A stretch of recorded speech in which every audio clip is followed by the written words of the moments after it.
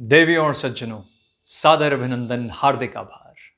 मैं पुष्पेंद्र सिंह आपको और आपके परिवार को रक्षाबंधन के पावन पर्व पर हार्दिक शुभकामनाएं देता हूं और उम्मीद करता हूं यह पर्व आपके लिए बहुत ही शुभ हो। आज मैं रक्षाबंधन पे कई गाने सुन रहा था, कई कविताएं पढ़ रहा था, तो मुझे एक कविता मिली। जिसने भी लिखा उसको मेरा साधुवाद। बहुत अच्छी कविता है। शीर्षक है एक बहन होनी चाहिए।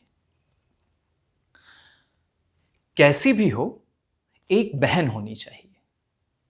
बड़ी हो तो माँ बाप से बचाने वाली, छोटी हो तो हमारे पीठ पीछे छुपने वाली, बड़ी हो तो चुपचाप हमारे पॉकेट में पैसे रखने वाली, और छोटी हो तो चुपचाप हमारे पॉकेट से पैसे निकालने वाली।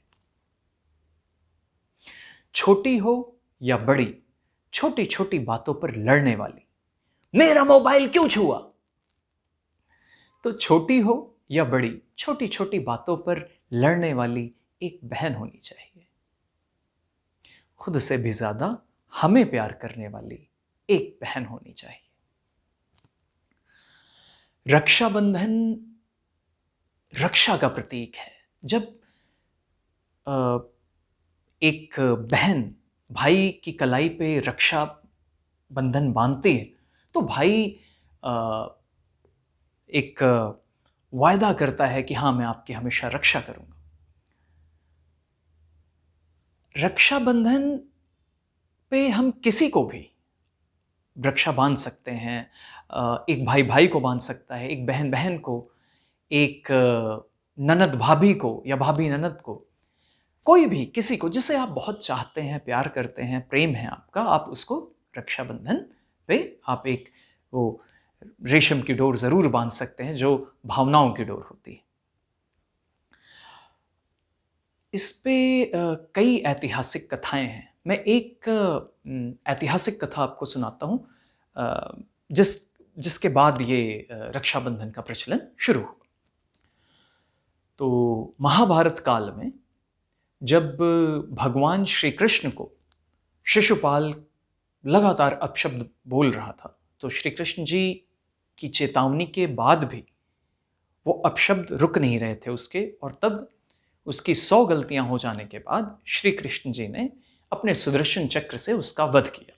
और जब सुदर्शन चक्र वापस उनकी उंगली पर आया, तो उनकी उंगली पे एक थोड़ा सा कट लग गया और वो रक्त का प्रवाह शुरू हो गया। द्रौपदी जी तुरंत आई, अपनी साड़ी का एक छोर उन्होंने फाड़ा और भगवान कृष्ण के उंगली पर बांध दिया और रक्त का प्रवाह रुक गया। भगवान कृष्ण ने कहा कि बहन, आज इस जो कपड़े से तुमने मेरी उंगली बांधी है, इस कपड़े की एक एक डोर का, एक एक धागे का मैं मूल्य समय आने पर जरूर चुकाऊंगा। उन्होंने या उनसे एक उनको विश्वास दिलाया।